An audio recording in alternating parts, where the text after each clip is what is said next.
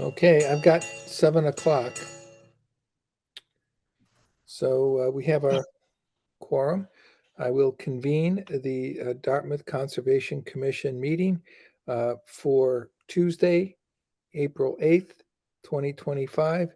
It's now 7 p.m. We have a quorum present of 5 of the commissioners. On March 28, 2025, Governor Healy signed yet a further extension of the hybrid remote meeting option for municipalities, and she extended that option until June 30, 2027. And that is the legal backdrop for why we're conducting this meeting remotely. Public hearings will be accessible for live interaction to the public, and the public would be able to utilize the raise your hand feature or wave your hand. And we have you unmuted, and you can then participate in the discussion at hand. I would point out that we have a slate of 5 commissioners. It will require for an affirmative vote 4 out of the 5. This meeting was duly posted in Town Hall and on the website. So it was posted in accordance with Massachusetts law and the bylaws of the town of Dartmouth. Now, that being said, we're going to move into the administrative, and the first matter is a vote to remain in the hybrid remote meeting option as further evidenced by the governor's legislation on March 28, 2025. May I have a motion to that effect, please? So moved. Second. We have a seconded motion on the floor. A roll call vote. Megan? Yes. Nat? Yes. Liz? Yes. James? Yes. My vote is yes. That motion passes unanimously. The second administrative item is to approve the minutes of our March 11, 2025 meeting. I have a motion to that effect, please. So moved. Have a Second. second on that? Second. All in roll call vote, excuse me. Megan? Yes. Nat? Yes. Liz? Yes.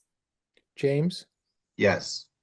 My vote is yes. That motion passes unanimously. Our third administrative item is the approval of the field trip reports of March 25, 2025. May I have a motion to that effect, please? So moved. Have a second on that motion? Second. We have a seconded motion on the floor. Roll call vote. Megan? Yes. Nat? Yes. Liz? Yes. James? Yes.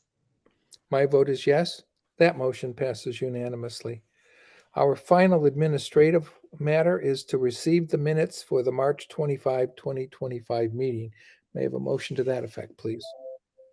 So moved. So moved. Second.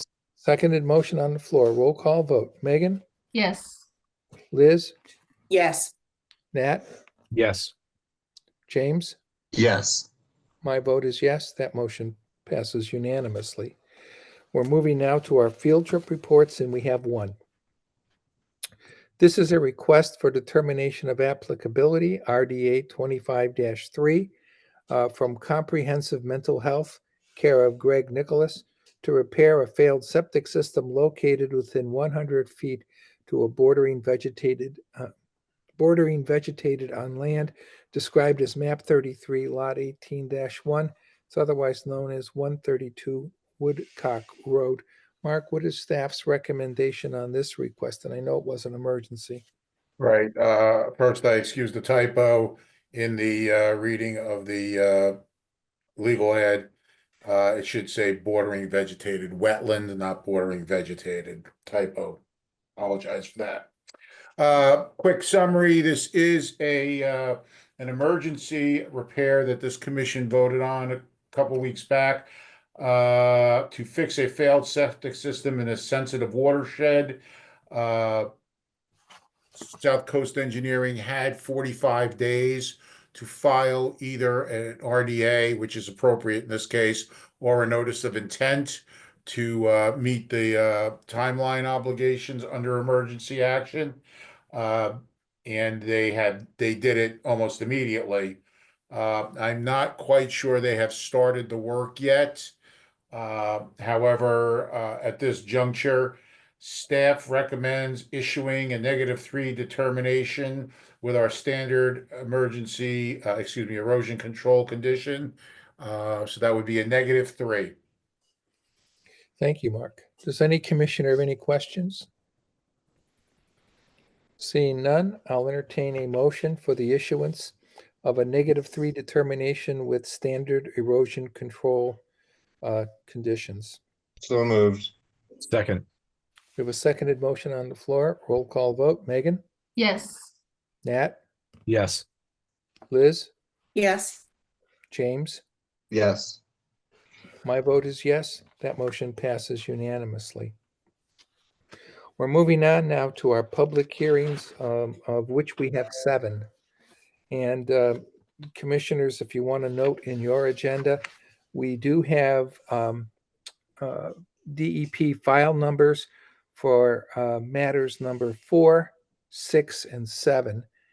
And so all of them have DEP file numbers, all the matters that we're going to hear this evening. The first is a continued public hearing, DEP file 15-2763, NOI 24-53. It's on the notice of intent from Carl M. Furman for the proposed demolition of a single-family residence and soil absorption system and the reconstruction of a new single-family residence soil absorption system, utilities and site work on a barrier beach, coastal dune, both within land subject to coastal storm flowage and within the 100-foot buffer zone to a salt marsh. The regulations in this matter are 310 CMR 10.02, 10.04, 10.27, 10.28, 10.29, 10.32, and section 360-2 of the town bylaw. The land is described as map 87, lot 20. It's otherwise known as 13 Smith Avenue. I'll entertain a motion to waive the reading. So moved. Second. We have a seconded motion on the floor. Roll call vote. Megan? Yes. Nat? Yes. Liz? Yes. James? Yes. My vote is yes. That motion passes unanimously. I do understand before I open it that there was a revised plan submitted, but not submitted in time for it to be considered this evening. But with that being said, I see Mr. Sharon is here. If you would like the floor, you may have it. Thank you, Mr. Chairman. First, I want to thank the Commission for its forbearance. We've taken quite a while to get this put together where we could bring it in front of you. We had filed several months ago, but then there were a number of changes in the project coming from the owners. And in the course of doing that, we had a number of delays. So we finally had to put together, turned it in a couple of weeks back. We've had a couple of changes that came in on the plan that you mentioned today, which are the result of Board of Health review. Also, we have a number of responses that we were trying to get back to Mr. Garrett from his technical review of the project. Those also came in just today. One, in fact, which wasn't included in my email to Mr. Garrett today was the response from Race Coastal Engineering, which did come in this afternoon. So I'll be putting those things together and uploading those up into the permitting portal, so they'll be available for everyone before we meet again. But obviously, we're not going to be able to complete things this evening. What we have is a project that basically is the replacement of a house on a lot that's about 18,000 square feet, 155 feet of frontage on Smith Avenue, about 100 feet deep between Smith Avenue and a non-existent beach avenue on the water side because of erosion of the beach. There's only one person who gains access through Beach Avenue to their property, and that literally the traveled way on. I don't know if we can put a plan up. I can share the plan with you if you wish. You got a question too? We can't look at the plan that was submitted late because that would be, I think, a violation of our regulations that Well, we are governed by. Otherwise, If you have an older plan that shows the same thing you're talking about, that's fine. It would take me a moment to get that. Well, let me describe it then, because on the property, I'm assuming you've made a site visit out there. On the water side of the property, you'll see a little one-lane dirt lane that runs down to a property out on the point, and that is basically running on the property of the Furmans. All right, so that little roadway has migrated over onto the subject property over a course of time because of erosion on the beach that's pushed it up there. Mr. Furman is working right now and trying to make arrangements to redirect that access through Smith Avenue so that would no longer be in front of the house. But that's another issue, and he's working on that to try to assist his neighbor and purchase a property, a right away from the abutting owner. The house that's there right now is a two-story house, goes back to, I believe, 1905 is the estimated date of construction. So obviously it's over 75 years old. It's going to have to be reviewed by Historic Commission before it can be demolished. But the owners wish to demolish it, put a V-zone, a house on a V-zone foundation in its place. In addition to that, there's also a garage, a freestanding garage. Those two structures are both closer to the water, and of course they're built right down on the ground as compared to what the proposed V-zone foundation will be. Concessions are made on these foundations because of the location here on a barrier beach. In those concessions are things like grade beams, which are not allowed. Anything that will interrupt sediment transport on the barrier beach, including the grade beams, including slab underneath the house, and including breakaway wall panels, right? Those things are not allowed in this, and they're not proposed. The building has to be built and basically in conformance with the Technical Bulletin 5 of FEMA. So that's the proposal that's in front of you, but there's also a proposal which is supported by calculations that I received just this afternoon from Race Coastal Engineering. They've been analyzing putting additional fill on this property. The grades right now are relatively low. They're between 5 and 7 feet above sea level.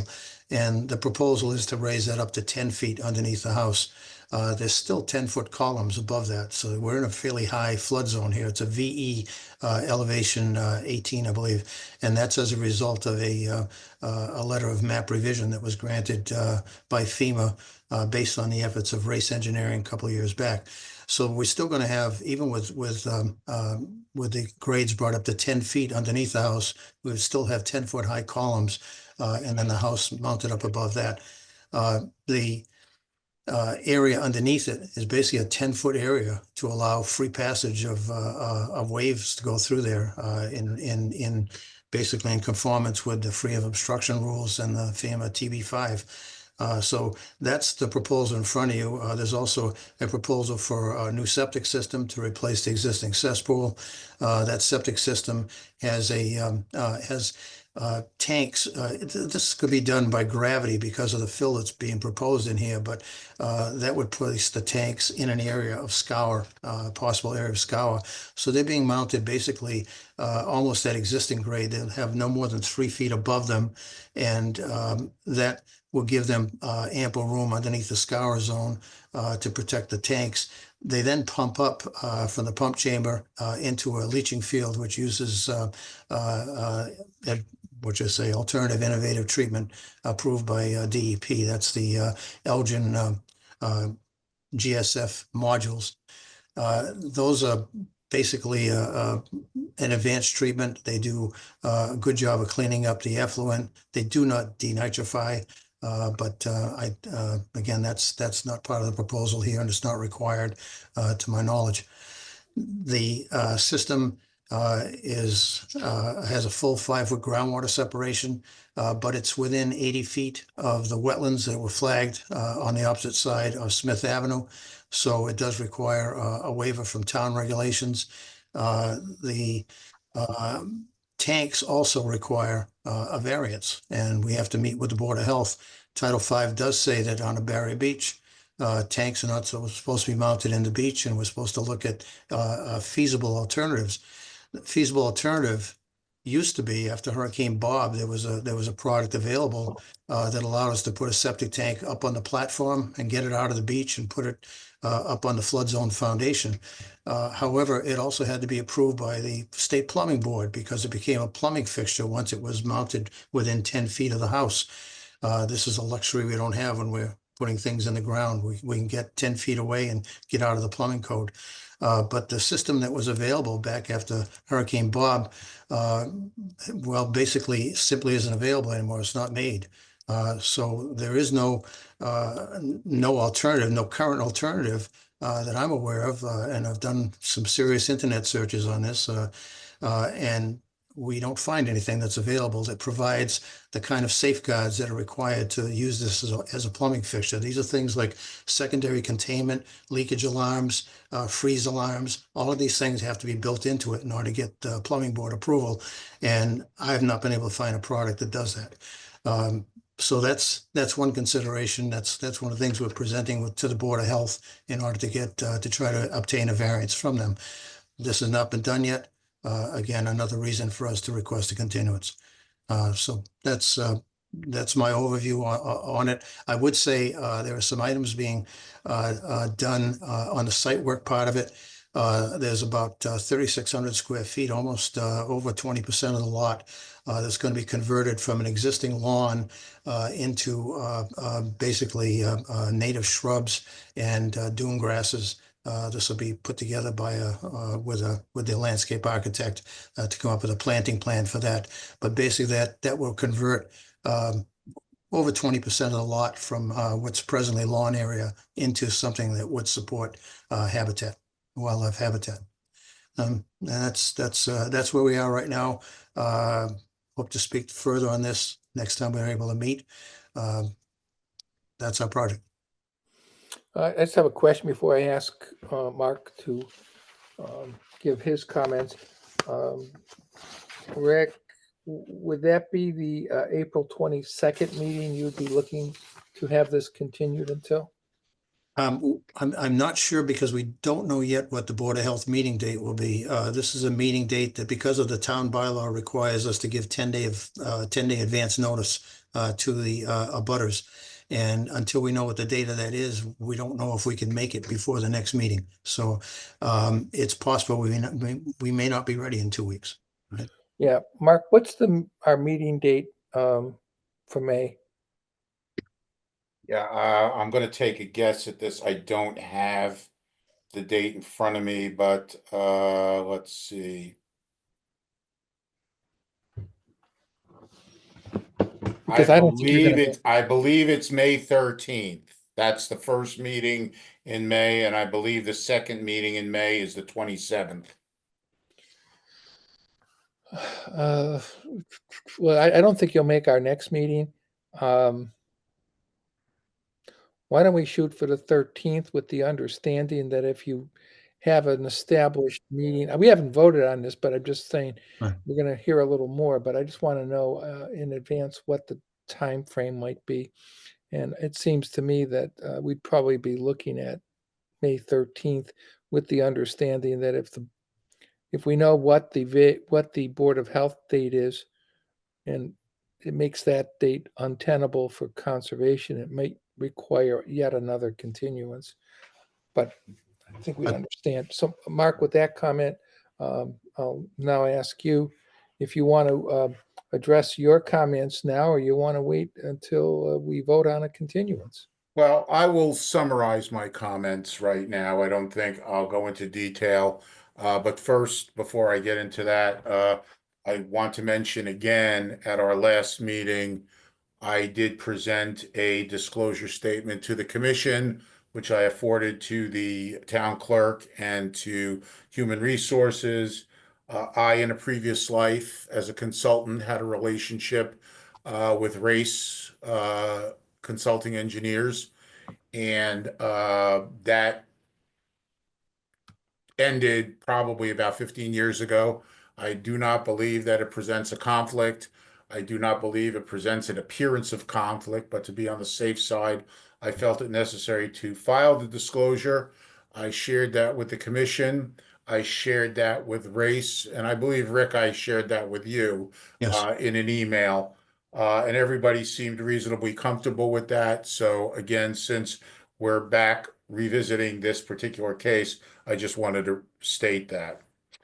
So now for my comments, and I'm going to summarize what was 5 pages of technical review comments that I made, which I sent both to Mr. Sharon and to the commission relative to my review of the project. This project sits on a barrier beach in a coastal dune. It's a rather aggressive project in my mind. The old plan the old plans showed an existing condition of about 19% lot coverage in the existing condition, the 1905 house and the garage. I don't know when that was built specifically. I would assume subsequent to the building of the house. And that expanded to approximately 41% of lot coverage in the proposed condition. The proposed condition that I reviewed, I'm not sure if that has changed. So I'm speaking in the pre-submittals from today, the revisions. So all of this takes place on a coastal dune that is part of a coastal beach. I think the project has done an extensive amount of work on addressing FEMA flood control issues, which are largely a building code issue, not really conservation per se, in that we don't deal with the FEMA flood zone. We deal with land subject to coastal storm flowage, which at this time has no real performance standards assigned to it. It's more of an administrative requirement for filing in close proximity to the ocean or coastal waters. So there was an extensive amount of work done in that. Coastal dunes have 6 specific performance standards. I don't believe that in my estimation, the previous submittal did not address how there was no adverse effect to those performance standards. There were claims that there were. I saw no data. It sounds to me like some data has been forthcoming and is in the packet that I received today. I don't think that they have met the performance standards for coastal dune previously to today. I also don't know that they've met the performance standards of Barrier Beach, talking about grain size analysis, sediment transport. We're talking about a property that is entirely a very sensitive, fragile coastal resource. Mr. Sharon spoke of a planting plan to increase habitat. Habitat is also one of the performance standards. You can't adversely affect habitat. And I should say, the coastal dune and the coastal beach are modified conditions. There is a house on there, there's a garage on there, one on there, and there's a cesspool. So I understand that in the modified condition, it may not be performing to the level that a unimpacted, undeveloped dune or barrier beach would perform at. However, the resources are still there. The presumptions of significance are still there. So the applicant is required to demonstrate on a case-by-case basis why those are not being impacted. I don't think that happened up to the submittal that I received today. Mr. Sharon talks about a planting plan. I haven't seen a planting plan. That's something I think I need to see and the commission needs to see as part of an adverse impact assessment of the project. Arguing all those little points, I would have to say that I would love to see how that the applicant and the project team are going to refute 310 CMR 1028-4, which discusses some development work, minor as it might be, on barrier beaches and coastal dunes that have pre-existing structure. In no way do they talk about knockdown and rebuilds as a minor activity. They talk about additions, sheds, and things of that nature, amenity additions to the site. They don't talk about knockdowns and rebuilds.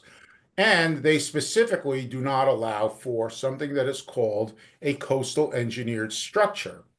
Now, when we say coastal engineered structures, we typically think of docks, piers, revetments, jetties.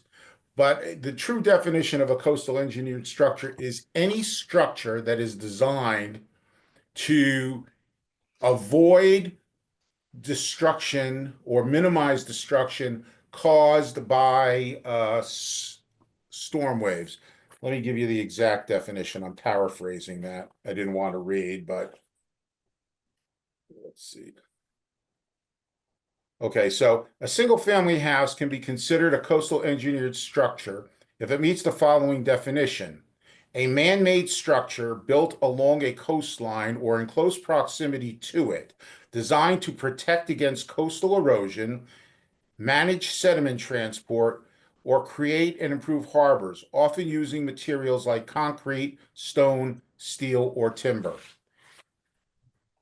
I would say that this house is a coastal engineered structure, and I look forward to seeing how the project team can overcome the restriction of no coastal engineered structures on a coastal dune. The last thing that I want to mention in terms of impact, and we did get some calls in the office way back when this first was applied for. We're talking about a structure which nearly goes from sideline to sideline, is on piles that raise the structure 10 feet high above an additional 5 feet of fill. I haven't seen elevations, but it sounds to me like, I don't know that there are openings underneath the house. I know Mr. Sharon said there are no breakaway panels, but it's my understanding that this structure is enclosed. Nonetheless, adding all that up and looking at the previous plan that was submitted that I reviewed, the ridge elevation of the roof is 42 feet high. I believe that was NAVD. I'm not sure, 88. I forget what the datum was, but we're talking about a 42-foot high structure on a low, as Mr. Sharon said, on a low dune. And we do have an aesthetic wetland value in the local bylaw. Now, one can argue aesthetics. However, this structure to me appears to literally wall off the Buzzards Bay view shed from all houses behind it. And I think one of the reasons that homes were developed here way back in the day was for the view and was for the aesthetic of the setting of the cow yards in Dartmouth. So I think in this case, the commission needs to take a good view at the wetland value of aesthetics as this structure sits, as large as it is, on an existing resource area, which according to 310 CMR 1028 is not allowed on a coastal dune. At this juncture, and I know Mr. Sharon has requested a continuance, which kind of changed the dynamic from my original comments, but with what I've seen, staff is not prepared to issue a recommendation of any kind of approval at this time. I should also, I just bounced into my head, going back to wildlife. This site is also within a designated priority habitat site. We received, and Mr. Sharon received, the project team received a letter from Natural Heritage indicating no adverse effect and no take to this rare state-listed species. There's a distinction. Their review is for state rare listed species. It is not a review of overall wildlife habitat beyond state listed species.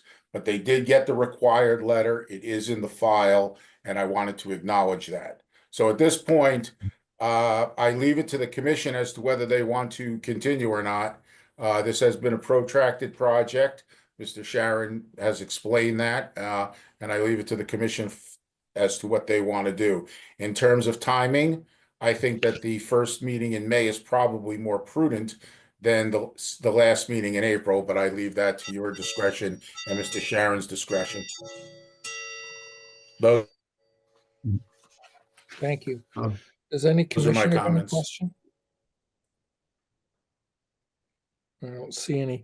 Is there anyone in the audience that wants to be heard this evening before we vote on whether to grant an extension? Continuance? I don't see any. So at this juncture, I'll entertain a motion to continue this public hearing until our first meeting in May, which is May 13, 2025 at 7 p.m. So moved. Second. We have a seconded motion. Roll call vote. Megan, Yes. Nat, Yes. Liz, Yes. James. Yes. My vote is yes. That motion passes unanimously. And Rick, if you know that the 13th isn't going to make it, just please let Mark know early Yes. enough where. I think that should work, though. I think we can get it done by then. I appreciate the time. Thank you all, and we'll do our best to respond to Mr. Garrett's comments. Very good. Thank you. Thanks. Have a good evening. Good evening. Our second public hearing is public hearing on DEP file 15-2780, NOI 2513. It's on the notice of intent from Joseph Teitelbaum, care of David DeVignan, to reconstruct the northern stone jetty within land subject to coastal storm flowage over previously disturbed coastal beach and coastal bank resources, and within the 100-foot buffer zone to a coastal bank. It's on land described as map 124, lots 8 and 13. It's known as 31 Mosher Street. I'll entertain a motion to waive the reading. So moved. Second. We have a seconded motion on the floor. Roll call vote. Megan, Yes. Nat, Yes. Liz, Yes. James. Yes. My vote is yes. That motion passes unanimously. Is somebody here this evening that wants to speak? Yes, I see Yes. David. yes, Mr. Chairman. Good evening. Mr. Chairman, Board, Commission members. For the record, Dave DeVignan from Schneider DeVignan Leone. I apologize, but I don't have a screen share capabilities from where I'm located today. Is that okay, or can Mark? Well, no, we had actually, what Mark has done is he submits a packet of information to us previous to the meeting, and sometimes more than a few packets come in. But yes, I've seen the plan, so I have it actually in paper in front of me, so. All right, terrific. Then I'll proceed. So the property is 31 Mosher Street. It's slightly less than a 1 acre parcel of land, which obviously has a house which straddles or is close to the eastern shoreline of the property. Mosher Street is located to the west. Clark's Cove is located to the east of the property. The property has a coastal beach between two jetties, along one jetty being along the south property line and one jetty being along the north property line. The proposal before you is a notice of intent for the reconstruction of the northerly jetty on the property. Access for getting that work done would be down the driveway from Mosher Street along the southerly property boundary, and down a lawn area, and then really a concrete boat ramp which gets you access to the beach. Initially, we had proposed to put down dirt-based mats in the intertidal area to then traverse from that concrete boat ramp over to the north jetty. We've since refined the construction methodology. I met with the contractor who would do the work, who is very experienced at performing this type of work, and we're going to implement something we did in a past project in Fairhaven, where we place concrete blocks in a row to create the right side of a elevated roadway. We're going to take advantage of the existing concrete seawall which is a vertical seawall along the west side of the intertidal area, and use that to put down some timber matting. The concrete blocks will be set down, and then timber matting will be placed on the blocks to create an elevated travel way for the excavator and the dump trucks. So all of the work will be done from land. The excavator would traverse across that elevated roadway onto the jetty, and then utilize the jetty itself for construction or reconstruction of the jetty. We intend to use the existing boulders that are there. The structure that's in place now is a near vertical structure along its side walls on the south and north sides. It's more of a stacked jetty. We're proposing to dismantle it, shrink it a bit, and put 1-to-1 side slopes with a 4-foot wide capstone on top. So the easterly edge facing New Bedford would be also a 1-to-1. So it will fall within the footprint of what's there. It will be a reduction overall of the volume that's there, and we'll have slopes on all sides. There's a profile view that'll show you that we'll be at or below the existing profile. We're following the tops of the peak stones, which are labeled on the plan views HP high points of the stonework. So this project will temporarily impact Coastal Beach. We've calculated about 120 square feet for the blocks themselves. Once the blocks are removed, the beach will be restored to its pre-construction condition. Again, all of the land work will be done during a low tide event within 2 hours to set all the perimeter stones, and until we get to a point where the activity is above the tide line, and then obviously work can happen more often during the day. So we have a DEP file number. There were no comments. We have comments from MDMF. They're requesting a time of the year restriction, which we have no problem with, from May 1 through July 31 of any year. They recommend all work be done within the existing footprint of the structure, which is what we're proposing. And they also recommend that we do not use a turbidity curtain as outlined in the notice of intent for reasons of eelgrass in the vicinity or around the perimeter of the jetty. I believe there were no comments from the harbor master and shellfish officer.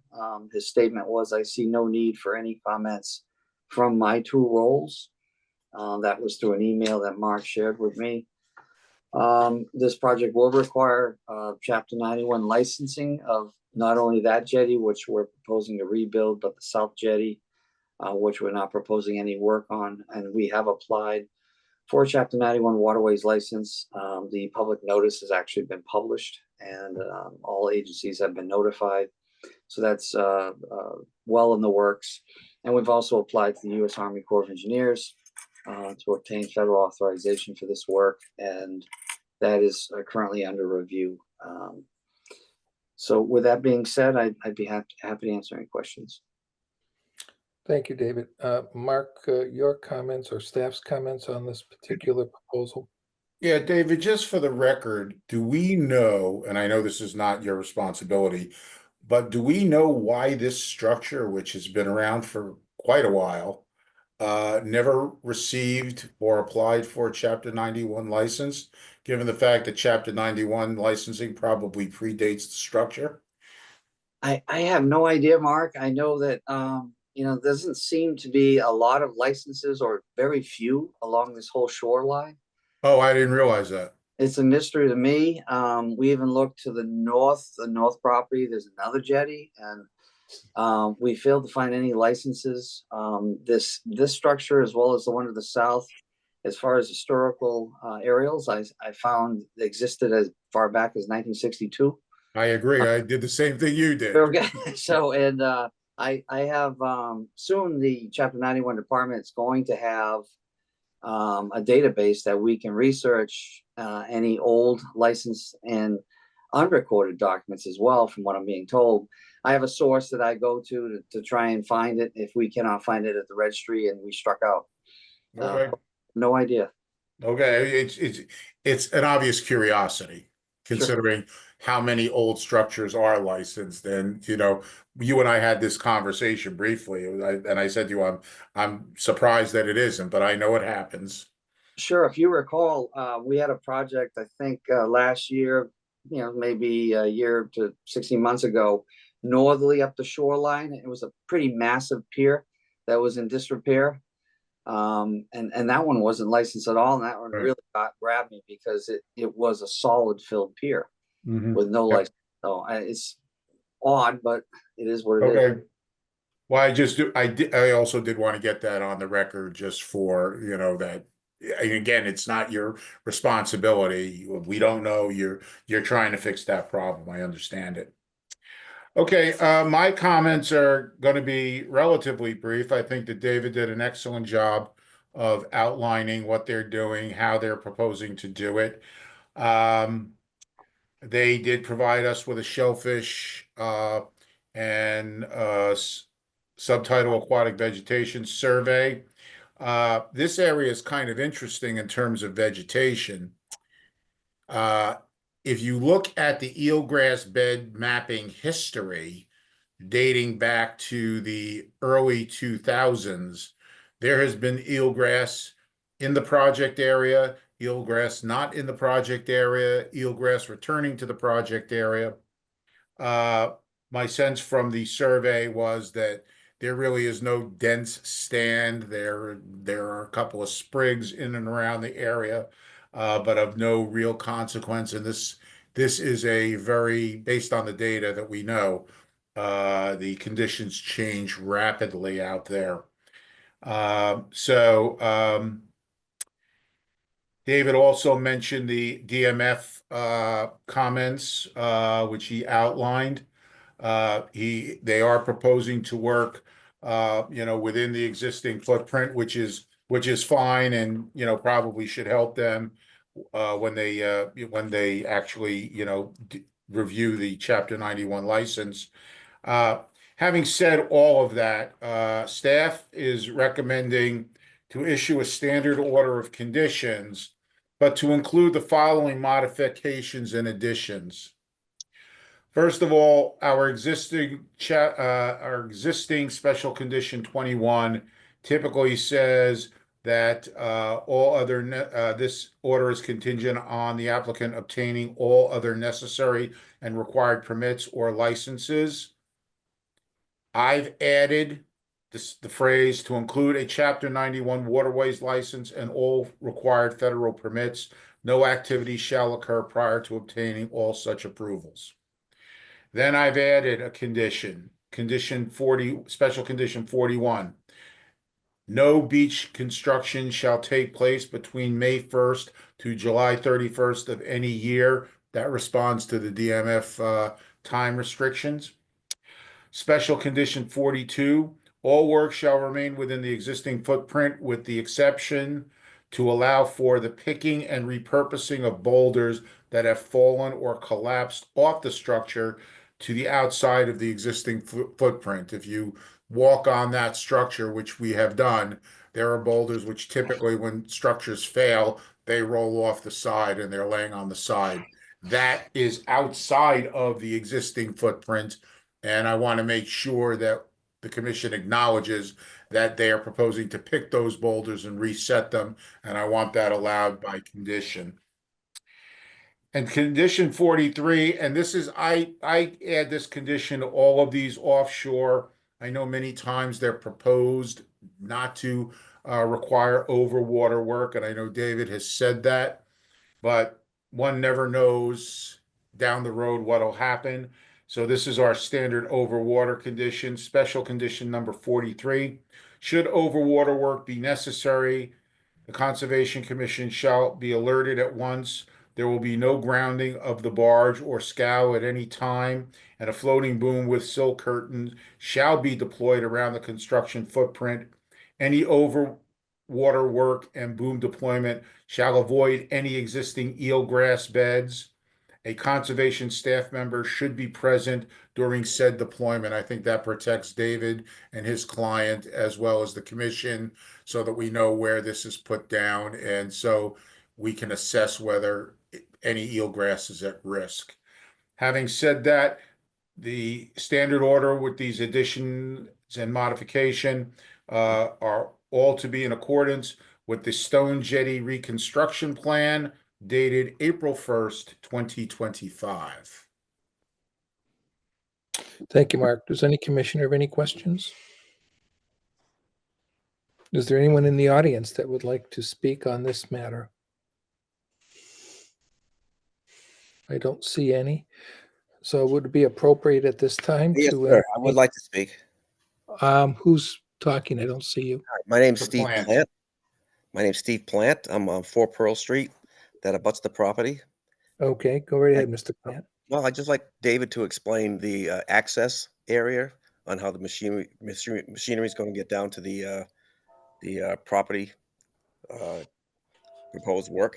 Sure, I can do that. Thank- So the excavator will arrive at the site on a tractor trailer. It'll offload up at the top of the driveway. The excavator will crawl down the driveway on the property down to the shoreline.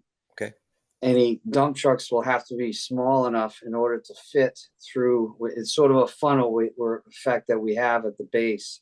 But it'll be one size dump truck coming in to remove or bring in any material, meaning boulders or trap rock needed for the construction. Okay, great. No, thank you so much for the explanation. Appreciate it. You're welcome. All right, is there anyone else that would like to be heard? And I apologize that I didn't see Mr. Plant beforehand. Okay, thank you. Okay. All right, now it might be appropriate to entertain a motion to close the public hearing. So moved. Second. We have a seconded motion on the floor. Roll call vote. Megan, Yes. Nat, Yes. Liz, Yes. James? Yes. My vote is yes. That motion passes unanimously. Commissioners, I'll entertain a motion as staff has recommended to issue a standard order of conditions with the additional special conditions number 21, that the order is contingent on the applicant obtaining all other necessary and required permits or licenses, including a Chapter 91 waterways license and all required federal permits, that no activity shall occur prior to obtaining all such approvals or permits. Special condition number 41, no beach construction shall take place between May 1 and July 31 of any year. I guess, should that be beach construction or pier construction?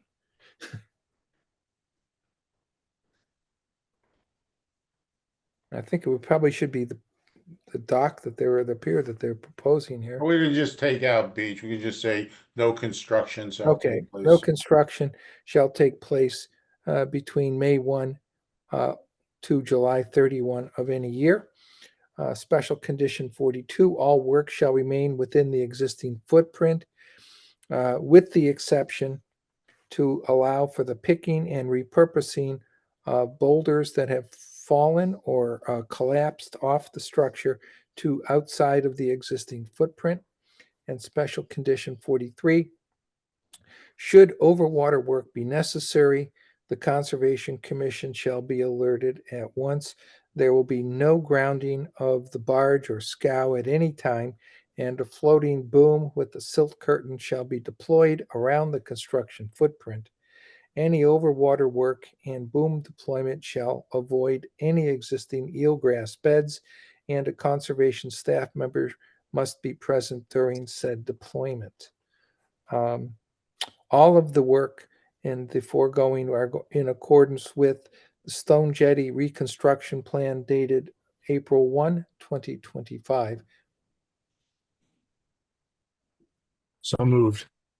Have a second on that? We have a second roll call vote. Megan, Yes. Nat, Yes. Liz, Yes. James? Yes. My vote is yes. That motion passes unanimously. Thank you for your time. We're moving on to our third public hearing, and it's public hearing on DEP file 15-2781 NOI 25-14. It's on the notice of intent from Paul Bourgeois to construct a single-family house with associated driveway, utilities, grading, and landscaping within the 100-foot buffer zone to a bordering vegetated wetland. It's on land described as map 165, lot 42. It's otherwise known as 80 Slade Street. I entertain a motion to waive the reading, please. No, so moved. Second. We have a second on that motion. Roll call vote. Megan, Yes. Nat, Yes. Liz, Yes. James. Yes. My vote is yes. That motion passes unanimously. And I think I saw Mr. Bourgeois here. Yeah. So you're just muted. Unmute yourself and we'll be fine. Yes. Hello. Okay. So you have the floor. I'm going to turn it over to Will. I think he's going to explain it. He is the Zenith Engineering representative. Yes, thank you. Will Connolly, Zenith Consulting Engineers. So the site is now known as 4 Philbrook Street. I can share my screen actually if you guys would like.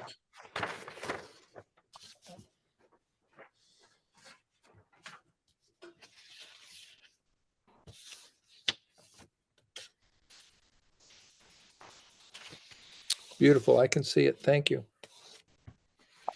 So it's a 30,000 square foot lot, which has a BVW on the northern portion of the property, which runs through. The upland area is a combination of grass and trees with a gravel drive that runs through it. We're proposing a single family dwelling with associated driveway, which will access through an easement off of 80 Slade Street. The site's going to be serviced by municipal water and sewer. So we're proposing an E1 pump with a force main, which will run out to Philbrook Street and eventually Slade Street. We're also providing some infiltration chambers, which will collect and infiltrate all the roof runoff. And then for erosion control, we're proposing silt sock, which will run basically along the whole limit of work, pretty much wrapping the site. And that's to stay in place until the site is fully stabilized with loam and seed. Also, as a portion of this project, go down to it. So there was some wetland impacts further down on Philbrook Street. This is our locust property in here. This is Philbrook Street, which is basically just a paper street. So through discussion with Mr. Garrett and our client, we came up with the plan to restore 2,680 square feet of the wetland disturbance, which will include half of Philbrook Street as well as a portion of our site. So this will basically be just pulling out all the fill, removing this existing shed here, basically cutting it down to that wetland elevation, putting in some plantings, and then we're also proposing boulders to prohibit any vehicle access. So if there's any questions, I'd be happy to answer them. Now, I take it that your restoration plan is also part of the plan that's been submitted? Yes, it should be the 3rd page on the most recent revision of the plan. Very good. Thank you. Mark, has staff had an opportunity to review this proposal? Yes, we have. And to answer your question, the plan set is a 3-sheet set, including sheet 1, which is what we're looking at right now with the plan view of the proposed site development. Sheet 2 are the details typically required by DPW and for utility purposes. And then sheet 3 was the new sheet that was added on to include the wetland restoration project as part of the overall package.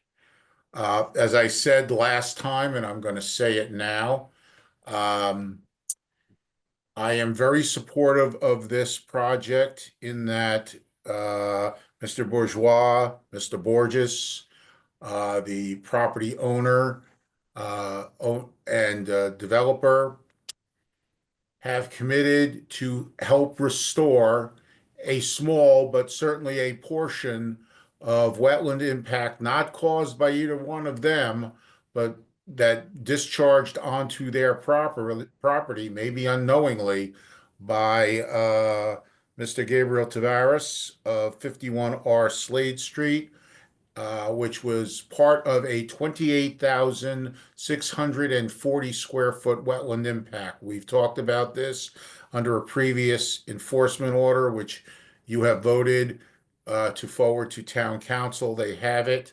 I have not heard back from them as of yet. I have made recent inquiries, but that's a subject for another day.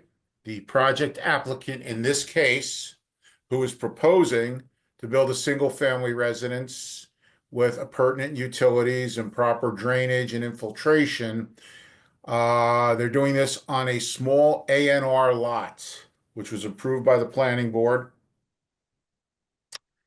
That was originally part of Mr. Borges's 80 Slade Street, which is the reason why the application came in as 80 Slade Street, because there had been no address issued to this site at the time of application.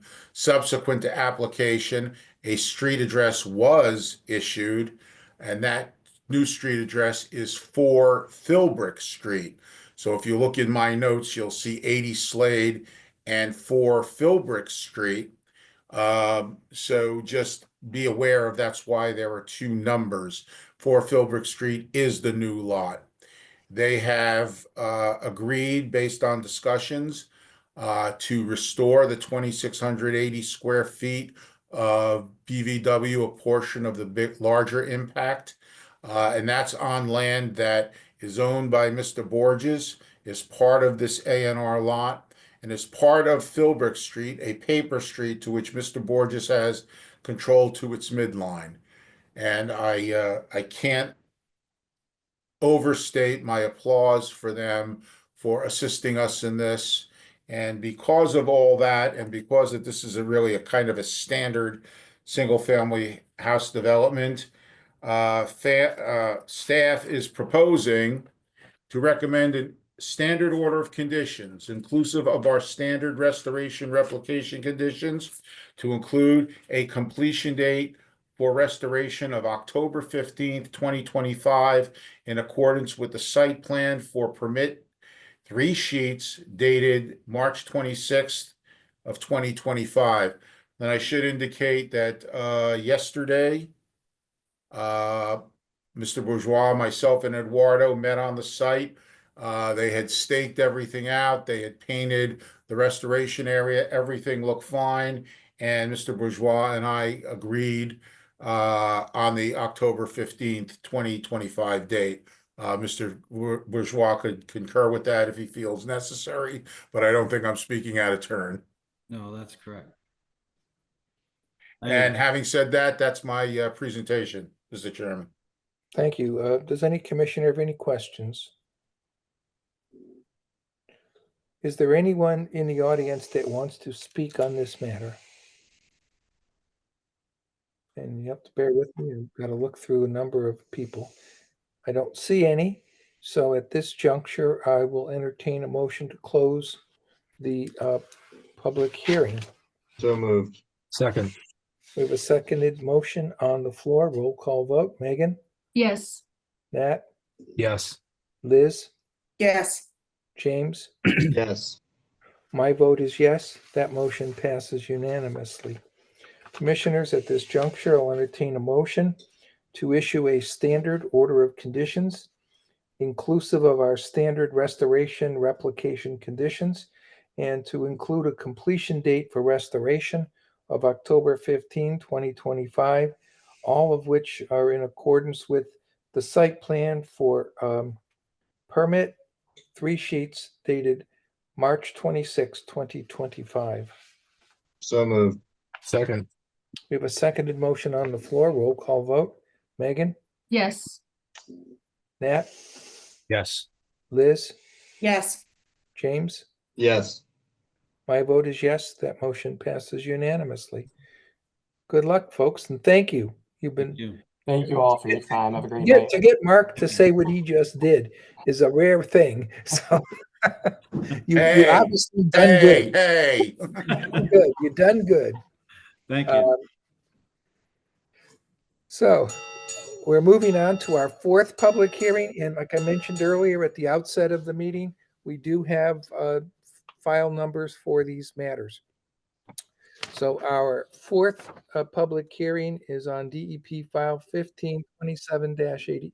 There were 15-2784, NOI 25-16. It's on the notice of intent from the town of Westport Highway Department to repair a failed culvert, cut and patch pavement within the 100-foot buffer zone to a bordering vegetated wetland and land as described as 41.54704N.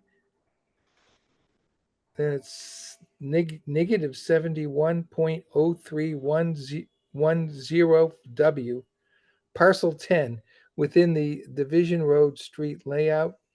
I'll entertain a motion to waive the reading. So moved. Second. We have a seconded motion on the floor. Roll call vote. Megan? yes, Nat? Yes. Liz? yes, James? Yes. My vote is yes. That motion passes unanimously. Is there someone here this evening on behalf of the town of Westport? I think Sean is. Okay, Yes, Sean. Mr. Chairman, thank you. Sean Leach, representing the Westport Highway Department in regards to this project. Division Road is obviously this town line between Dartmouth and Westport, and under the informal but formal agreement, the town of Westport has the responsibility of maintaining, plowing, and taking care of Division Road. If you want, I can share my screen and go on from there. Certainly, if you want to, go right ahead.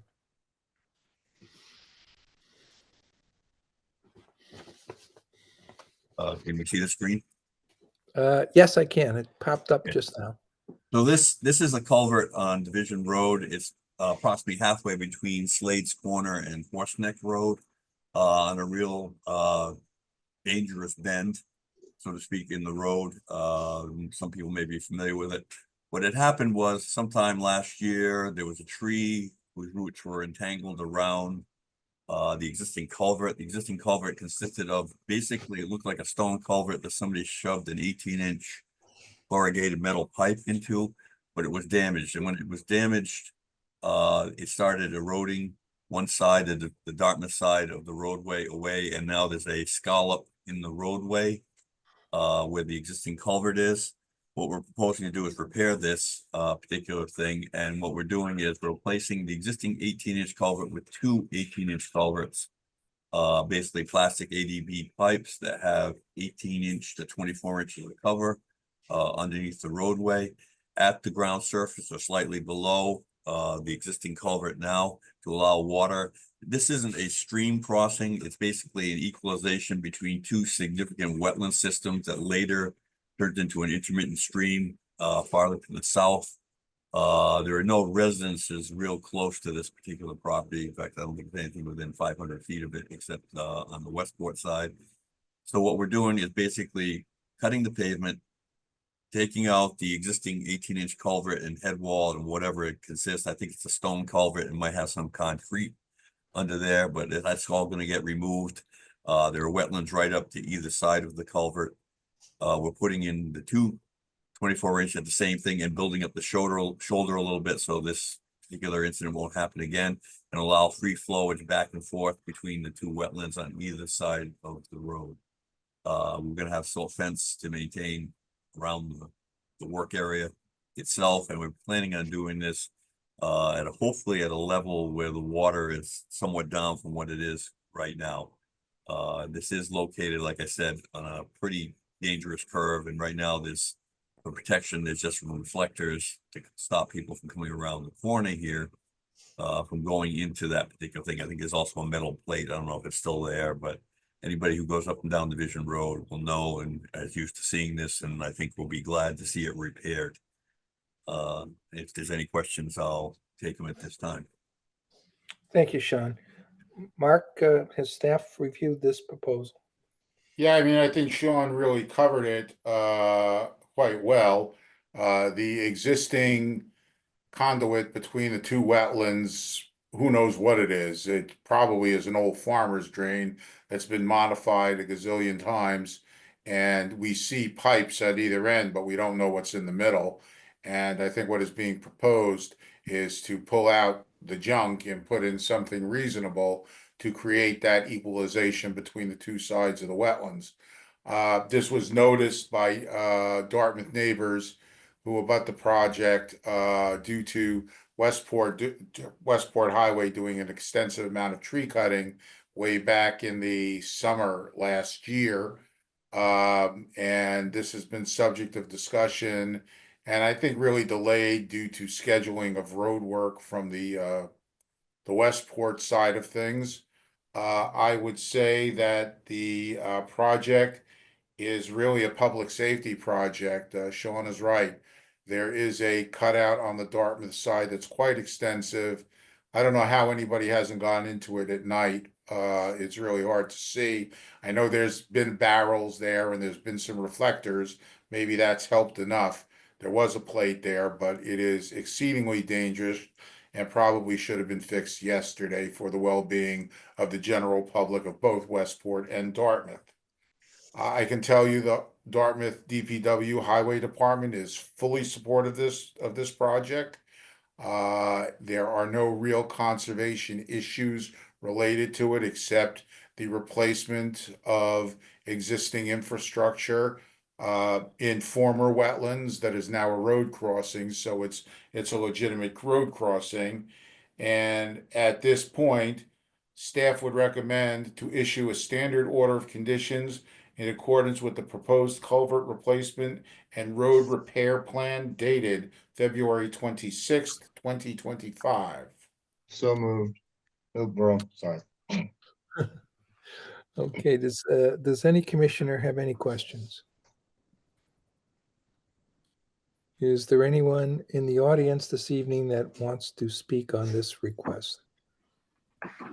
Hi, Mr. Chairman. My name is David DeCosta, and I am one of the property abutters to this project. Mr. DeCosta, what is your address, please, just for the record? 648 Division Road. Thank you. And I'm also speaking on behalf of my father, which is the property owner of 774 Division Road, which this culvert runs into. Okay. So I think Mr. Leach did a wonderful job in this presentation. The one point of concern that I wanted to bring to the meeting as being the abutter is that I just wanted to ask if we have a plan in place as far as trying to restore the aesthetics around that culvert area, because due to the circumstances with the condition of the road, the town of Westport did go down and clear the area out to be able to assess what damage had been done with the uprooting of the tree. And in doing so, a lot of debris was pushed out of the way into the wetland area. So I just want to have an understanding in regards to the overall project when it's complete, what are the expectations are as far as cleaning the area for the aesthetic look. Okay, that's a good question. Sean, do you want to answer that for? Yeah, I mean, the result, there was a half-dying beech tree that was pushed over by the highway department, and that was the result of this damage here.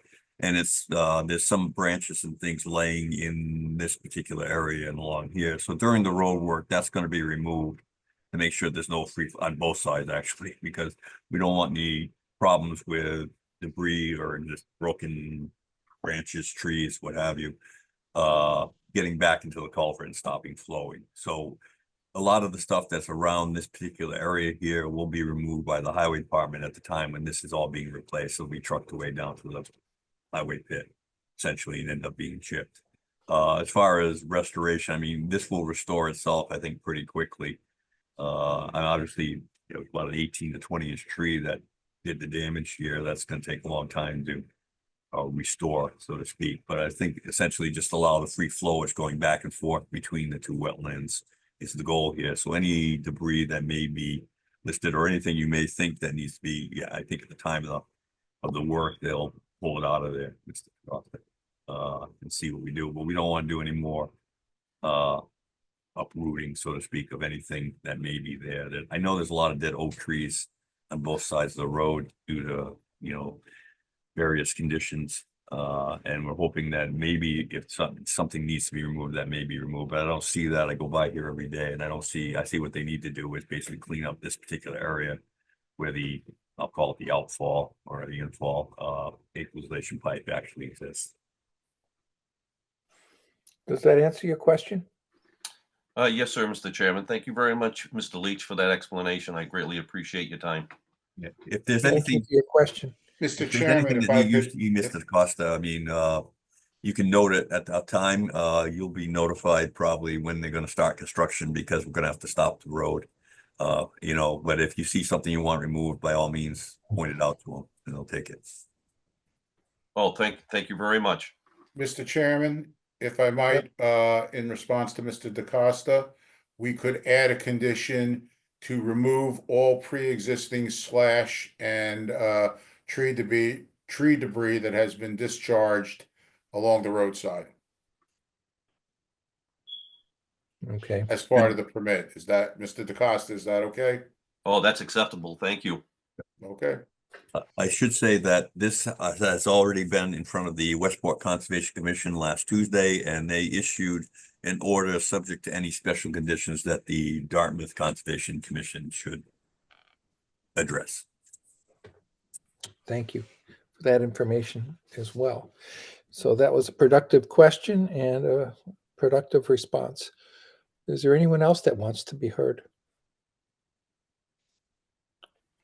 I don't see anybody else.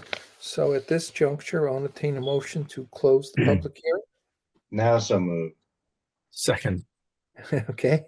Seconded motions on the floor. Roll call vote. Megan, Yes. Nat, Yes. Liz, Yes. James. Yes. My vote is yes. That motion passes unanimously.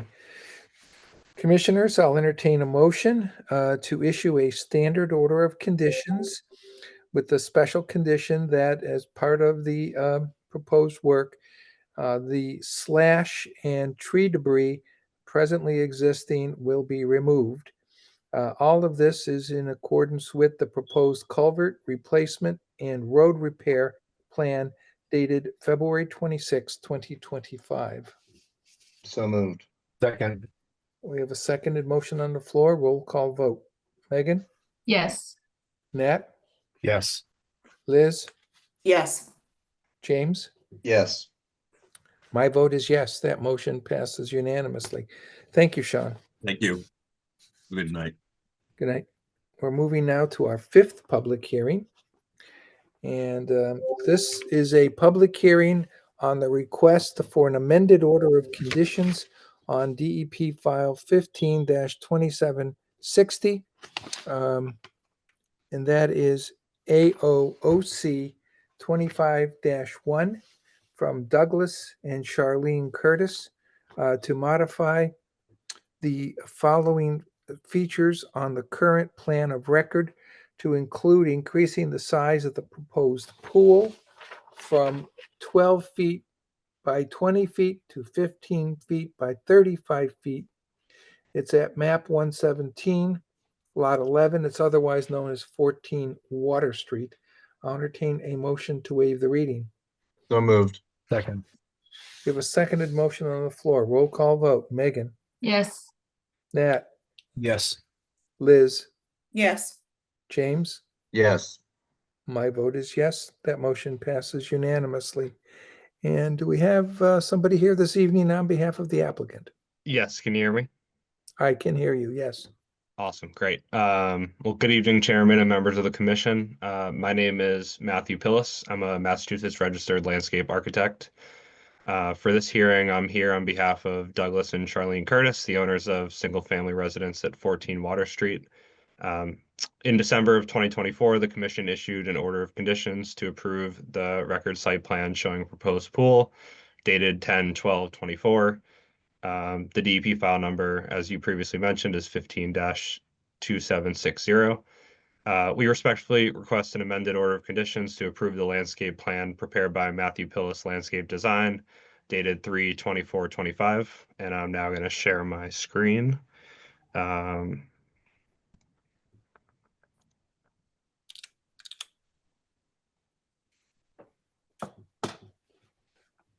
All right, can you see my screen? Yes. Great. There's a big, there it is. It's moving away. Got a black mark, which is There we go. obscuring the portion. There it goes. It's all gone. Great. So we are proposing a 15-foot by 35-foot pool with associated decking, hardscape, and landscape in the land subject to coastal storm flowage and the buffer zone to the coastal bank and ocean. The planting plan is currently under development, but just for reference, we are planning to include both native and ornamental plantings around the pool area, as well as a mix of native coastal shrubs and grasses along the top of the coastal bank. Thank you for your time and happy to answer any questions. Thank you. Mark, staff's comments. Yes, this is this is a request to amend an existing order of conditions for the 12 by 20 pool and certain landscape features. This amendment requests enlarging the pool to a 15 by 35 foot dimension and also includes certain landscape features. The modifications to the landscape features actually, in my opinion, soften the hardscape conditions that were originally permitted. There's a paralleling the pool lengthwise in the previous condition, there were steps, some sort of masonry or stone steps, 3 of them walking down the slope.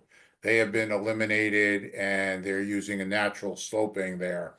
There was some steps to the north side of the structure that have been reduced, and there was also to the southwest portion of the structure near that L-shaped patio next to the pool, there was some hardscape which has been removed. So, as I said, I'm not a big fan of pools on shoreline sites, but we have approved them in the past. So, I mean, I don't think that is really germane at this point to permitting this. Again, it is an existing order of conditions. They want to modify the dimensions of the pool a bit. I don't think they encumber any more real land, given the fact that they've removed some of the periphery hardscape from the plan. So staff is prepared to issue a standard order of conditions in accordance with the landscape permitting package dated March 3rd, 2025. I would add, though, that if there is an additional planting plan, that a condition be added that plan be reviewed and approved by the conservation staff prior to implementation. Absolutely. Was that you're basically talking about a modification to this plan? It's a planting plan, so it's not structural, but we should probably see it before you start doing the work. Great. Okay, thank you, Mark. Does any commissioner have any questions? Is there anyone in the audience that wants to be heard on this proposal? I don't see any at this juncture. I'll entertain a motion to close the public hearing. So moved. Second. We have a seconded motion on the floor. Roll call vote. Megan? Yes. Matt? Yes. Liz? Yes. James? Yes. My vote is yes. That motion passes unanimously. Commissioners, I'll entertain a motion to issue a standard order of conditions with a special condition that if a planting plan is to be utilized. It will be submitted to the Conservation Commission for review and approval prior to commencement of planting. All of this is in accordance with the landscape permitting package filed and dated March 3rd, 2025. So moved. Second. We have a seconded motion on the floor. Roll call vote. Megan, Yes. Nat, Yes. Liz, Yes. James? Yes. My vote is yes. That motion passes unanimously. Thank you. You can stop sharing your screen. Great. Please. Thank you everyone for your time. Appreciate it.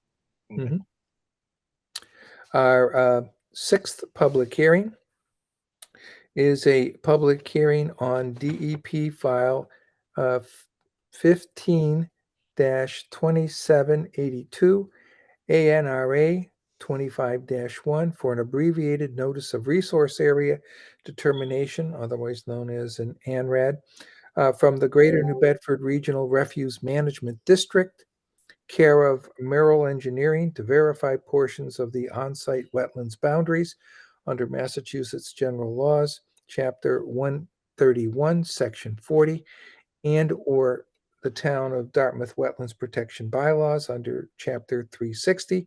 It's on land described as Map 84, Lot 25.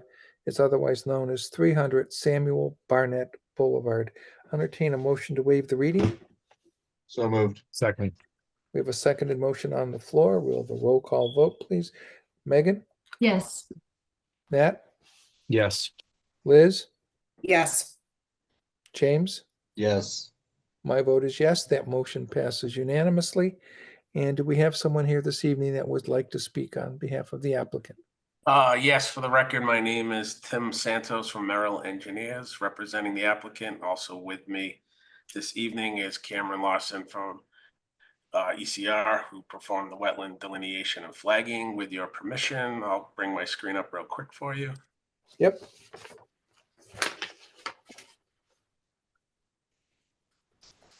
Assuming you can see that. Yes, I can. Okay.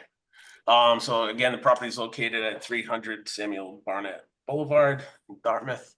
What we're here tonight looking for is your approval on wetland delineations that were flagged in the field and field located as shown on this plan. We have a B series of a bordering vegetated wetland to the southwest corner of the property where my cursor is. There's a C series up in the northwest corner of the property, and then two bog series wetlands on the adjacent property.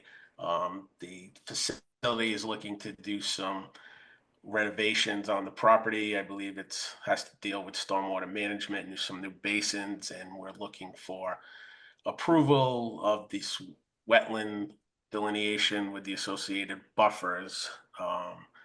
So if the board has any questions, either Cam or myself can address them. If you have specific questions in regard to the wetland delineation, just to note, we did have a pre-meeting with Mr. Garrett on site, so he is familiar with this project as well. And Thank I'll you very stop much. sharing for you. Mark, staff's recommendation, I noted in your pre-meeting package, you were reserving the right to give us your recommendation tonight. Yes, unfortunately, NRADs at this time of the year in 2025 are a little hard to deal with because of weather conditions. And I wanted to get out there and look at the site before we had the public hearing, and we did that. Eduardo was out there this afternoon. Anthony Novelli from the district was with him also, and Eduardo inspected the line, and he had no issues with the two naturally occurring wetlands and the wetlands associated with the on-site cranberry bogs.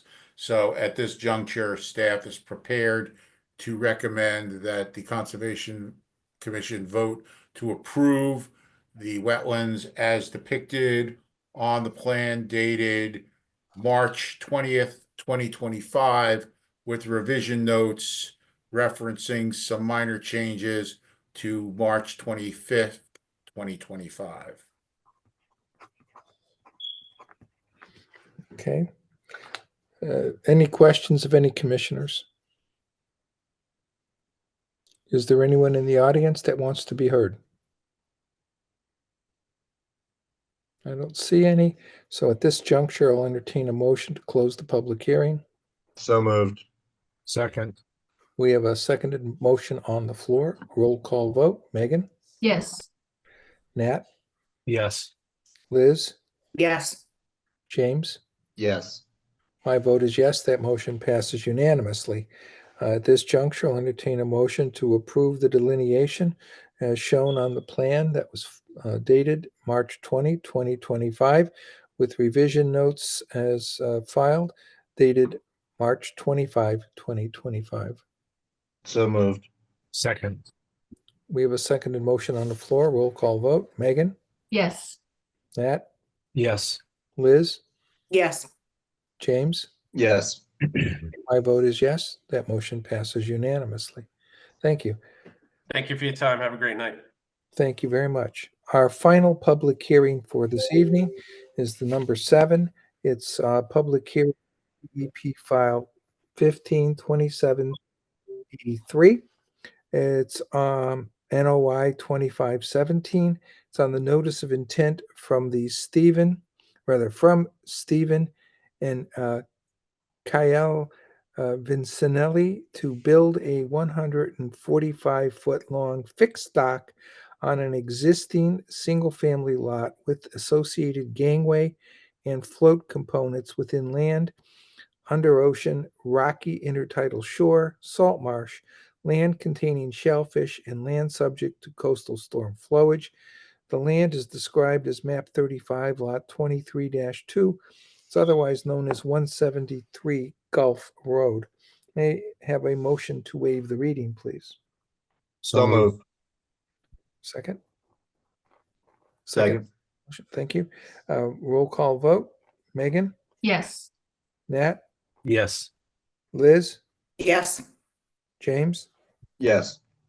My vote is yes. That motion passes unanimously. Is there someone here this evening on behalf of the applicant? Good evening, Mr. Chairman and the Commission. My name is Nathan Chauffet. I'm representing Principe Company Engineering Division. I can share my screen.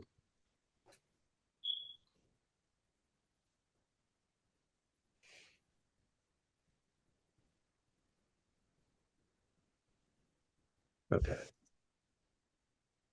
I can see it now. Perfect. The proposed dock design is on an existing single-family lot, AP 35, lot 23-2, also known as 137 Gulf Road. It consists of construction of a 145-foot long fixed dock with an associated 3 by 24-foot gangway and a 10 by 20-foot float. It's currently located, it will be located 28 feet from the northern property line extended. The length to the terminal float measured from knee-high water is 103 feet, and that'd be this distance in total. And then from mean low water would be 38 feet. Currently, we're providing 18-inch depth separation from mean low water. There'll be float stops as well that will help with the 18-foot separation. There's a portion of the dock that is over a salt marsh, and to minimize the impact of this, we're proposing 16-foot spacing piles and as well as 3/4-inch gap of the decking to provide sunlight through. There's also 5-foot separation from mean high water to the bottom of the fixed portion of the dock. That's what I have, and open to any questions. Thank you. Yep. Bart, comments from staff, please. Yeah, this is a dock proposal. It's 145 feet long. However, 105 plus or minus feet is over either BVW or salt marsh and floodplain. It's not over water. It's only the last 38 feet. that is over water, and that would include the end of the fixed pier, the gangway, and the float dock. And obviously the displacement of piles. We had several technical review comments that were made and emailed to Principe about this. We'd like to get a better sense of the shading analysis of the fixed pier over the wetlands. I know they're taking some precautions with the gapping of the planking on the deck. We'd like to see their analysis and why that shows that it's not impacting. We also suggested that they follow DEP guidelines for height above land subject to tidal action relative to shading. There was also no shellfish survey done for the area. This area is a shellfish area. I believe it's mapped by the state for cohogs. There was no eelgrass. I don't anticipate eelgrass in the area, but it certainly is warranted for a survey before we start allowing docks and things and footprints of docks. I also received comments from the harbor master shellfish constable, who agreed with both of my comments relative to eelgrass surveys and shellfish.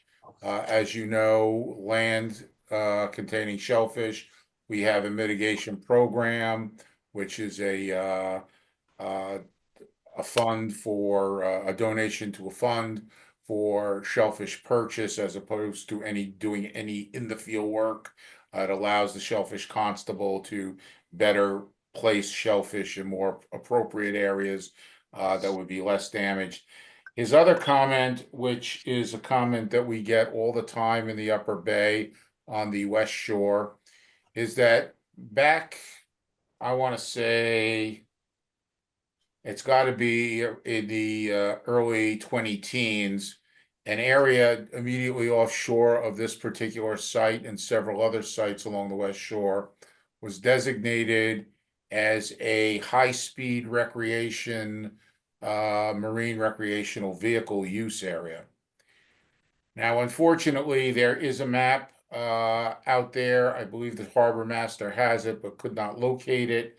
But what he would like is he would like the plan to reflect the outboard coordinates of the float dock, so that he can assess how close this dock may or may not come to the recreation area. Again, it's a question. It's not a statement that this impacts the recreation area. Suffice to say, there is several bits of information we still need relative to being able to permit this dock from an environmental and a wetlands point of view, and therefore staff is recommending a continuance to our April 22nd, 2025 meeting, or later if the applicant project team desires to have a little bit more time. We'd be willing to recommend whatever they need. But our next meeting is April 22nd, and that was what I set as a date. But I will allow the project team whatever time they need to adequately respond to the questions. Thank you. I have a question here to the applicant's engineer. Did you get the request for information from Mr. Garrett? And are you working on answering those? The comments I'm aware of, and we have been working on them. As far as the eelgrass comment goes, we looked on your GIS, and that's how we determined that we did not need an eelgrass study, because it did not show it in the area. And the high speed area that you were referencing as well did not show up on the GIS. I know you mentioned that there is a map out there. We have not been provided that to get that distance, but we are more than open to provide that measurement once received. Mr. Chairman, if I could respond to those 2 points. First and foremost, the GIS map is only for planning purposes. Okay. An assumption that because the map doesn't show eelgrass, therefore there is no eelgrass, is false. Okay. There is a lot of eelgrass out there that is not shown on these maps. These maps are not to be relied on for permitting purposes only for planning purposes. We typically require in all cases, unless we're in a high energy zone, which this is not, we require eelgrass surveys. Okay, that's just the way it is. Eelgrass is being considered by the state as a water quality indicator. The town is being issued TMDLs, which are discharge limits based on the presence or absence of eelgrass. Therefore, a overwater on the ground, for lack of a better term, survey is required. So we would need that going forward. And I've done a lot of these. I'm not expecting you to find any eelgrass, but I'm not going to guess there's not eelgrass there because the map doesn't say it, because eelgrass could be there. And on the rec area, that would not be on GIS. That is a waterways committee issue. That's an internal town issue that is not on the state GIS system. That data is not available on there yet. We were proposing to put it there, but it hasn't gotten there yet. So Yeah, I would correct. contact the harbor master and query him on that. I think what would satisfy him more is instead of you spending a lot of time horsing around with trying to find where the boundary of that is, give him the coordinates of the outboard edges of the float dock and the outboard piles. And he's willing to make that analysis for you and comment on it. If the comment is satisfactory, great. If not, you could have further discussions with him. That's not a resource area we deal with per se, but this commission, members of this commission and myself have been involved in a lot of those discussions in the past. Yeah, understood. Thank you. Yep. You know, having heard all of that, I'm not sure that everything that needs to be done is going to be done for the next meeting, because So we're yeah, not, I not was going only to comment talking on about that. the Correct. applicant Yeah. here. We're talking about the applicant, then hearing back from harbor master. Yep. And, you know, even if the applicant gets their job done and, you know, it gets submitted to Steve, you know, let's say appropriately 5 days before our meeting, he may not have enough time, especially as we're heading now into the boating season. We're not there yet, but we're heading into it. Well, I just one don't of the know. reasons I I said just don't know if that's going to be enough time. I understand that. And one thing we have to keep in mind, we have an agreement with the harbor master that we do not expect him to, we cannot expect him to review dock permits between May 1st and the end of September, because that's his hardcore boating season. We send them plans, they'll sit for months, and this commission does wait to hear from the harbor master. So my thought is that if you want to extend this to the May 13th meeting, that's fine. But I would suggest of the applicant, Nathan, that you get in contact with the harbor master ASAP to give him those coordinates so that he can at least work on his portion of it. I know what he expects for shellfish. I know what we expect for eelgrass, so that is certainly a little less pressing time-wise, but to get the harbor master who's going to govern this to respond on the high-speed rec area, that would be, if I were in your shoes, I would prioritize that first. Yep. Understood. I'm inclined to think that May 13th is the better option here, just because there's moving parts which you do not control. And it's like anything else, things happen, people get distracted and things don't come before us in a timely fashion. Remember, everything has to come in before the public hearing, not the day of, not even the day before. So, except, you know, people can file objections or something like that. So I think the 13th, it makes a lot more sense. Is that acceptable? I agree. Okay. commissioners, does anyone else have any questions to ask this evening? And I don't want to cut anyone off. If anyone's here to speak on this particular application and they want to speak this evening rather than a continued date, and by the way, they could still speak then as well, please raise your hand, let us know you're here and you want to speak. I don't see any. So at this juncture, I'll entertain a motion to continue the public hearing until our May 13, 2025 meeting at 7 p.m. So moved. Second. With a seconded motion, roll call vote. Megan, Yes. Nat, Yes. Liz, Yes. James. Yes. My vote is yes. That motion passes unanimously. Thank you. Thank you for your time. Have a good evening. Okay, we're moving, that concludes the public hearings. We now have items for discussion. And the first is a bill for $49.30 to the Park Department to repair the fence at Paskey Park, which is a Conservation Commission property. I'll entertain a motion to pay $49.33 to Parks Department. So moved. Second. Seconded motion, roll call vote. Megan, Yes. Nat, Yes. Liz, Yes. James. Yes. My vote is yes. That motion passes unanimously. You've got 3 items for discussion plus an enforcement issue. Mark, which do you want to go first? Well, I am going to delete the enforcement issue simply because I put together a draft which I forwarded to you. I've had extensive conversations with the violator, and I'm giving him a reprieve a bit. I told him that I would still move forward with an enforcement order, but he was earnest that he is working to try to meet the timelines. There's a timeline for a filing of a after the fact notice of intent by May 15th, which I think is a more critical timeline. I say if you don't meet that, then we're going to have some issues. And he assured me that he would work to that end. So I would, that's about all I'm going to say on the enforcement issue. Okay. I don't need a vote at this point.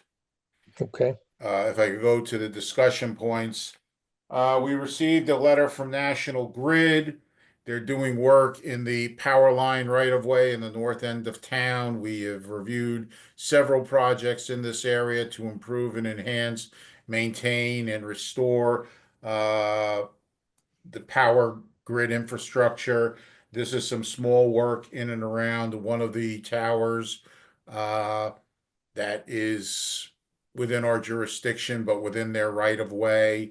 They have a standard program which they have followed for protecting the wetlands during construction, and they do that quite well.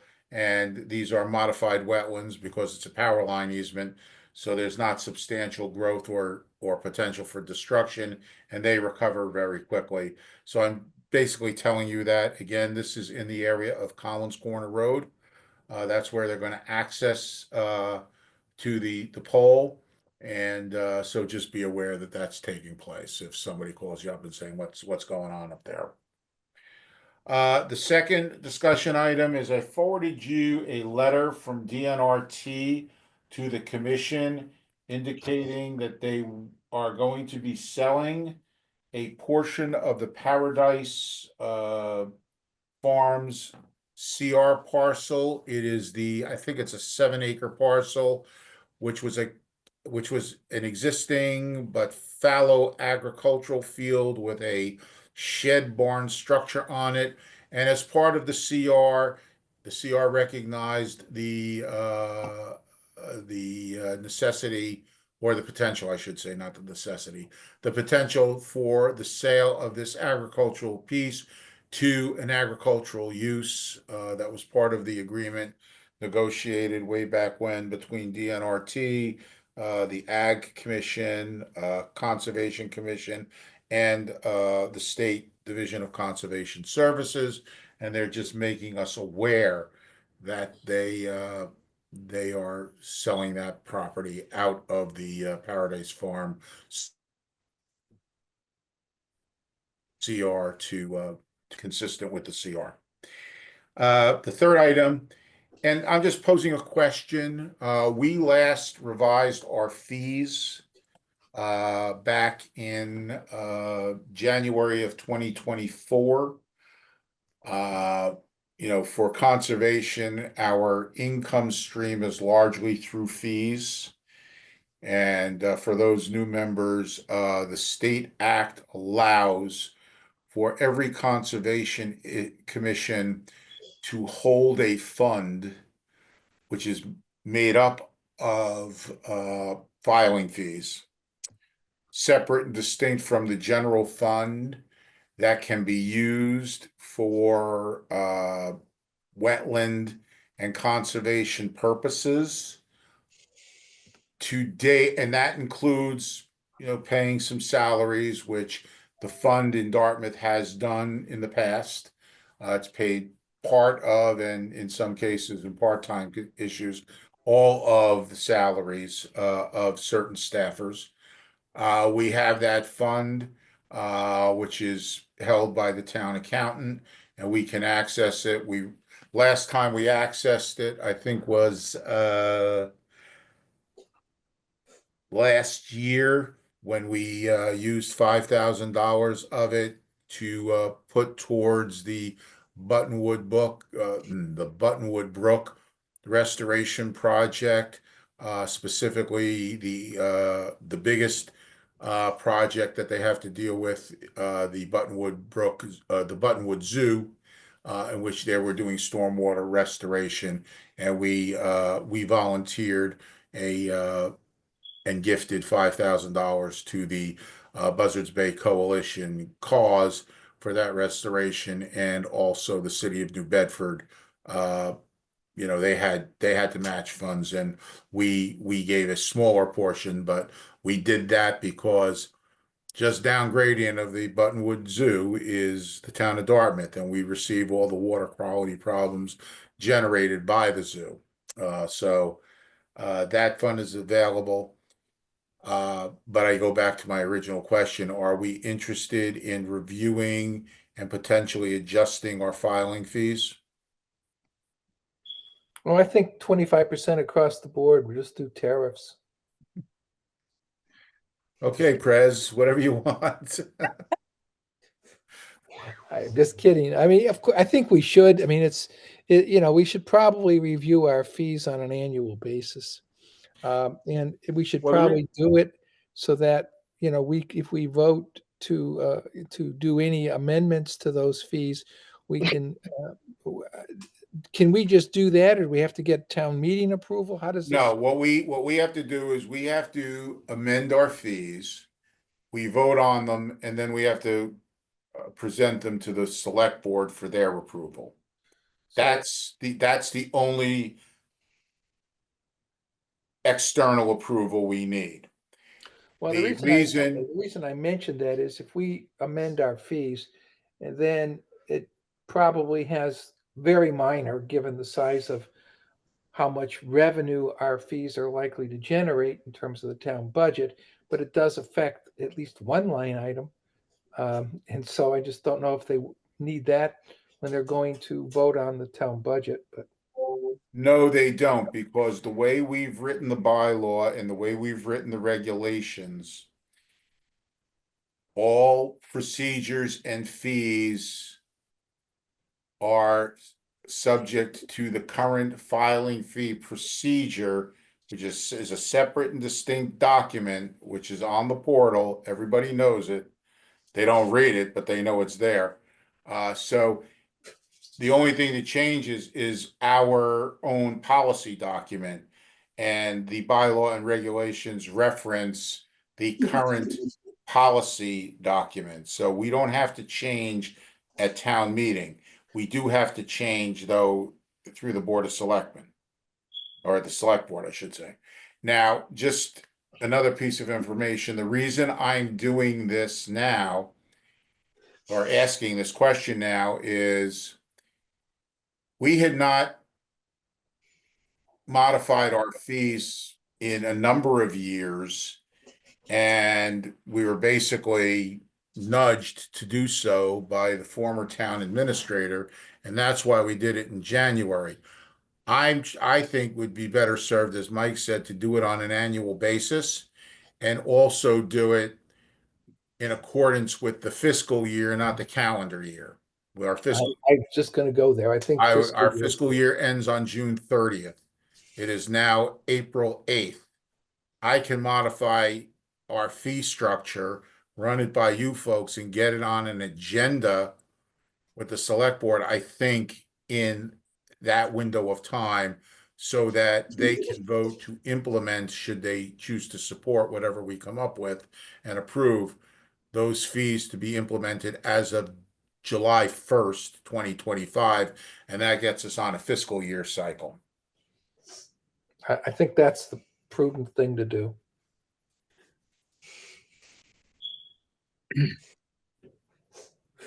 So do you want?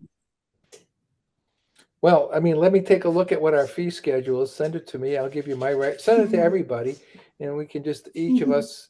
Well, what I was going to get our do. recommendations in, and then we can then tabulate what the average increase was or decrease, if there's a decrease, and we can then discuss that at the next meeting and vote on it.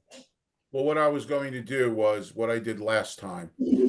I have our existing fee structure, and then I'll put in a column whatever modifications I come up with. Well, I think it should be, commissioners should be looking at this, because otherwise there's no point in us commenting. I mean, we're going to discuss this. Okay, if you, so I'll send you a would like copy the of what we commissioners got. to If you do want to do it yourselves, that's fine with me. I think I'd like the commissioners to do that, because, okay, you know, we're also consumers too. So, of town services. And I think we owe it to the town, when we take on the role of commissioner, to be sort of active in implementing whatever we think is necessary for this department. So I would feel that way. Certainly you could give us recommendations too, Mark. I'm not precluding that, but I'd like the commissioners to sort of chime in at the first blush. I don't want people just to be saying yes to what you want to do. I think they should be speaking up what they think is fair and reasonable, because it will impact people in the town. I think we should increase, by the way. I mean, I feel it's prudent, but it's also more tolerable if your increases are little bites annually rather than one gigantic bite every 5 years, because then it looks like you're being punitive rather than just trying to keep up with inflation and the cost of living. That's my 2 cents. But, you know, I think it's appropriate. So if you just send it out, here's the fees, that's fine. link column, every commissioner look at it, think about it, make it what your recommendation is, send them into Mark, and then we can discuss that at the next meeting. We'll come up with an appropriate number for each item, and then we can vote on it. And then Mark will have the ability to submit that to the select board for their review, comment, and hopefully approval. And then we'll have that effective July 1 for 2025. And that'll be in place for the fiscal year 2026, which is July 1 this year to the end of June next year. And we'll just make a note that in our meeting in April, whether it's the 1st or the 2nd, we'll revisit those fees. Some years maybe no increase. Doesn't have to go up. Okay. Sound like a plan? Is everybody in agreement with that? I agree. Yeah, I'm good with that. Okay. Well, I have nothing to add for the good of the order, so I'll entertain a motion to adjourn. So moved. Second. Well, that second was quick this time. Roll call vote. Megan, Yes. Matt, Yes. Liz, Yes. James. Yes. My vote is yes. Meeting is adjourned. Thank you, everyone. Have a good evening. Take Thank care. you. Have a good night. Take care.